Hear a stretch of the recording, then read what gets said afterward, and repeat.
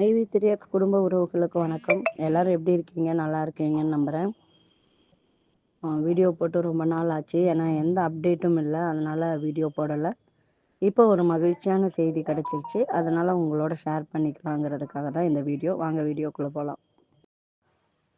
கடந்த 9ஆம் தேதி நியூஸ் பேப்பரில் ஒரு நியூஸ் வந்திருக்குங்க. மோசடி வழக்கில் சிறிய தொகைக்காக வங்கி கணக்கை ஒட்டுமொத்தமாக முடக்கக்கூடாது, போலீஸாருக்கு ஐகோர்ட் உத்தரவு, இப்படின்னு ஒரு ஹெட்லைன் போட்ட ஒரு நியூஸ் வந்திருக்குங்க. அந்த நியூஸ் பார்க்கும்போது அது நம்ம மைவி3யோட தொடர்புடைய மாதிரி இருக்குது. இந்த நியூஸ் வந்து மைவி3க்கு கண்டிப்பாக ஒரு நல்ல முன்னேற்றத்தை கொடுக்குற ஒரு உத்தரவு தான். முதல்ல நம்ம இந்த நியூஸ் பற்றி பார்க்கலாம். டெல்லியை வந்து தலைமையிடமாக கொண்டு விமார்ட் ரீட்டைல் லிமிடெட் அப்படிங்கிற ஒரு நிறுவனம் வந்து செயல்பட்டுட்டு வந்திருக்கு. கொஞ்ச நாளுக்கு முன்னாடி சைபர் கிரைம் வந்து இவங்களுடைய வங்கி கணக்கை முடக்கம் பண்ணிட்டாங்க. அது வந்து சட்டவிரோதமானது அப்படின்னு சொல்லிட்டு அவங்க வந்து ஹைகோர்ட்டில் வழக்கு தொடர்ந்துருக்காங்க. இந்த வழக்கு வந்து நீதிபதி நிர்மல்குமார் முன்னாடி விசாரணைக்கு வந்திருக்குது. அப்போ வந்து மனுதாரர் தரப்பில் வந்து என்ன வாதாடி இருக்காங்க அப்படின்னா, வாடிக்கையாளர்களிடமிருந்து ஆன்லைன் பண பரிவர்த்தனை பெறுவதற்கு என்று ஹெச்டிஎஃப்சி வங்கியில் தனியாக வந்து ஒரு கணக்கு வச்சுருந்தோம். அதில் 75 கோடிக்கு மேலே உள்ளது. அந்த கணக்கை வந்து முன்னறிவிப்பு எதுவும் இல்லாமல் போலீஸார் வந்து முடக்கியுள்ளனர். ஏதாவது முறைகேடு பணம் வந்ததாக புகார் இருந்துச்சு அப்படின்னா புலன் விசாரணைக்கு ஒத்துழைப்பு கொடுப்பதா கூறியும் முடக்கத்தை வந்து போலீஸார் நீக்கவில்லை அப்படிங்கிறது வாதிட்டு இருக்காங்க. போலீஸ் தரப்புல என்ன சொல்லியிருக்காங்க அப்படின்னா, மணிமாறன் என்பவரோட ஆன்லைன் வர்த்தகத்தில் வந்து 1.48 கோடி இழந்துள்ளார்.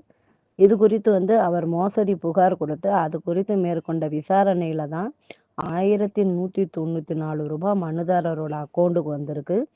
அது மட்டும் இல்லாமல் மத்திய அரசின் தேசிய சைபர் கிரைம் இணையதளத்தில் வந்து மனுதாரர் வங்கி கணக்குக்கு எதிராக 172 புகார்கள் கொடுக்கப்பட்டுள்ளது. மக்களை கவனிக்கணும், 172 புகார்கள் கொடுக்கப்பட்டுள்ளது. அதனால் வங்கி கணக்கு வந்து முடக்கம் செய்யப்பட்டுள்ளதுன்னு விளக்கம் கொடுத்துருக்குறாங்க. ஹெச்டிஎஃப்சி வங்கி சார்பில் ஆஜரான வக்கீல் வந்து இதே போன்ற ஒரு வழக்கில் வந்து மோசடியாக வந்த பணம் எவ்வளவோ அந்த தொகையை மட்டுமே முடக்கம் செய்ய வேண்டும், ஒட்டு மொத்தமாக வங்கி கணக்கை முடக்கக்கூடாது என்று போலீஸ் அதிகாரிகளுக்கு சென்னை போலீஸ் கமிஷனர் உத்தரவு பிறப்பிக்க வேண்டும் என்று கடந்த 2021ஆம் ஆண்டு சென்னை ஐகோர்ட் உத்தரவிட்டுள்ளது. அந்த உத்தரவை பின்பற்றி இருந்தால் மனுதாரரின் வங்கி கணக்கு முடக்கம் செய்யப்பட்டிருக்காது அப்படின்னு சொல்லிட்டு வாதிட்டாரு. ஏன்னா இதே மாதிரி ஒரு கேஸை இதுக்கு முன்னாடியும் நம்ம பார்த்துருக்குறோம். அது குறித்து வீடியோ போட்டிருக்கிறோம்னு நினைக்கிறேன். இருதரப்பையும் விசாரித்த நீதிபதி பிறப்பித்த உத்தரவில் மோசடி பணத்தையும் கணக்கு முடக்கத்துக்கான காலத்தையும் குறிப்பிடாமல் வங்கி கணக்கை போலீசார் ஒட்டு மொத்தமாக முடக்கம் செய்தது மனுதாரரின் வர்த்தகம் செய்யும் அடிப்படை உரிமையை மீறிய செயலாகும். அது மட்டுமல்ல, ஒருவரது வாழ்வாதாரத்தை மீறும் செயலாகும். எனவே மனுதாரரின் வங்கி கணக்கை முடக்கம் செய்த ஹெச்டிஎஃப்சி வங்கி அதை உடனே நீக்க வேண்டும். நேரத்தில் அந்த கம்ப்ளைண்ட் தொகையை வந்து வங்கி கணக்கில் மனுதாரர் பராமரிக்க வேண்டும் என்றும் கூறியிருக்கிறார். மேலும் ஒரு வங்கி கணக்கில் சந்தேகப்படும்படி ஏதாவது மோசடி பணம் வந்ததா தெரிய வந்தால் அந்த தொகையை மட்டுமே முடக்க செய்ய வேண்டும். மாறாக சிறிய தொகைக்காக ஒட்டுமொத்த வங்கி கணக்கையும் முடக்கம் செய்யக்கூடாது என்று கூறியுள்ளார். இந்த நிறுவனத்தோட தீர்ப்பு வந்து நம்ம நிறுவனத்தோட எப்படி ஒத்து போகுது அப்படிங்கிறத நான் சொல்கிறேன். எனக்கு வந்து ஒரு 3 பாயிண்ட் புரிஞ்சிருக்குது. அதை விட அதிகமாக அவங்க யாருக்காவது புரிஞ்சிருந்துச்சு அப்படின்னா நீங்கள் எங்களோட ஷேர் பண்ணிக்கோங்க. கமெண்ட் பாக்ஸில் வந்து சொல்லுங்கள், நான் அதை பார்த்துக்கிறேன். முதல் பாயிண்ட் வந்து அந்த கம்பெனிக்கு எதிராக 172 கம்ப்ளைண்ட் வந்திருக்கு. ஆனால் நம்ம கம்பெனிக்கு எதிராக நம்ம கம்பெனி அக்கௌண்ட்டை முடக்கம் பண்ணும்போது வெறும் 2 கம்ப்ளைண்ட் மட்டும்தான் இருந்துச்சு. அதுவும் அந்த பொண்ணு வந்து முழு தொகையும் எடுத்திருக்காம இருக்காது. ஏன் அப்படின்னா அந்த பொண்ணு வந்து நம்ம கம்பெனிக்கு ஆதரவாக பேசி வீடியோ போட்டிருக்கிறாங்க.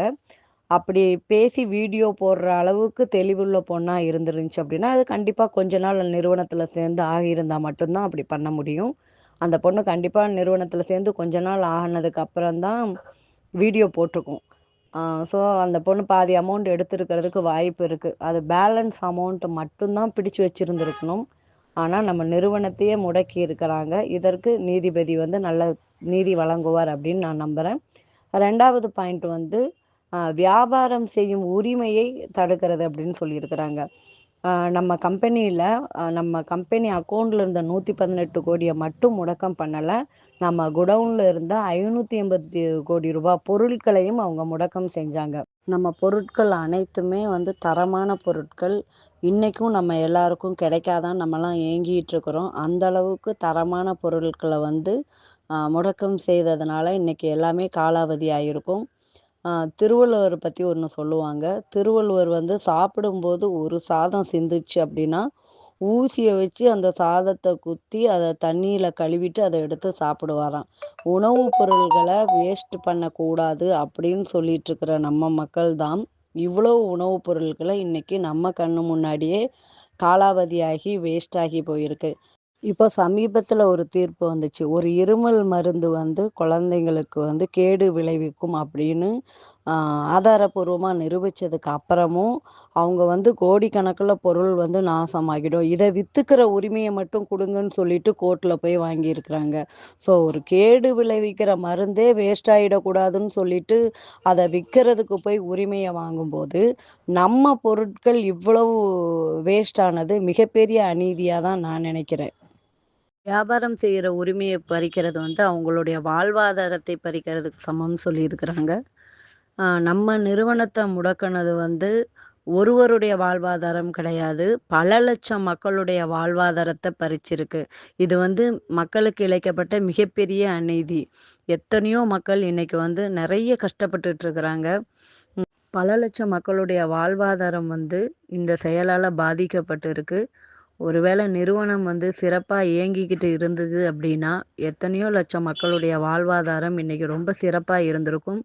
இத வந்து ஒவ்வொரு மக்களும் நம்ம கம்பெனி மட்டும் இருந்திருந்தா, இப்ப நம்மலாம் எப்படி இருந்திருப்போம் அப்படின்னு ஒருத்தர் ஒருத்தர் செய்தி பரிமாற்றங்கள் செய்யும்போதே அவ்வளோ மனசு வந்து வருத்தமா இருக்குது. கண்டிப்பா நிறுவனம் வந்து மீண்டும் வருங்கிற நம்பிக்கை எங்களுக்கு இருக்குது. மக்களுடைய வாழ்வாதாரத்தை இந்த அரசும், நீதிமன்றமும் காப்பாற்றும் அப்படிங்கிற நம்பிக்கையோட நம்ம காத்திருக்கிறோம். தாமதிக்கப்பட்ட நீதி அநீதிக்கு சமம்னு சொல்லுவாங்க. ஆ தப்பு நடந்துடுமோ அப்படிங்கிற பயத்துல, சில பேர் குடுத்த கம்ப்ளைண்ட்னால நம்ம நிறுவனம் வந்து 2 வருடமா ஸ்தம்பிச்சு நின்னுட்டுருக்குது. பழி சொல்ல 1000 பேர் வருவாங்க. ஆனா, வழி சொல்ல யாருமே வரமாட்டாங்க. நமக்கு வழி சொல்றதுக்கு நீதிமன்றமும், அரசும் மட்டும் தான் இருக்கு. நாம வந்து அவங்கள தான் நம்பி இருக்கிறோம்.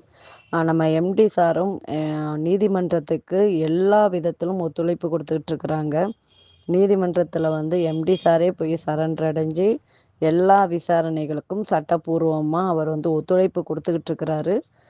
நீதிமன்றம் வந்து எல்லாத்தையும் கருத்தில் கொண்டு நல்ல தீர்ப்பு வழங்கும் அப்படின்னு நான் நம்புறேன். ஒரு சாமானிய பெண்ணான எனக்கே இவ்வளவு விஷயங்கள் இந்த வழக்குல இருந்து இத்தனை பாயிண்ட் புரியும்போது, ஒரு வழக்கறிஞர்களுக்கு இத விட அதிகமாவே புரிஞ்சிருக்கும். அதனால நம்ம வழக்கறிஞர்கள் வந்து இந்த வழக்கையும் மேற்கோள் காட்டி, நம்ம நிறுவனத்த மீண்டு கொண்டு வருவாங்க அப்படிங்கிற நம்பிக்கையோடு காத்திருப்போம். பல லட்சம் மக்களுடைய வாழ்வாதாரத்தை கருத்தில் கொண்டு நீதிமன்றம் வந்து ஒரு நல்ல தீர்ப்பு வழங்கும் அப்படிங்கிற நம்பிக்கை எனக்கு இருக்கு. உங்களுக்கும் இருக்குன்னு நான் நம்புறேன். நல்லவர் லட்சியம் வெல்வது நிச்சயம். வாழ்க வளமுடன்.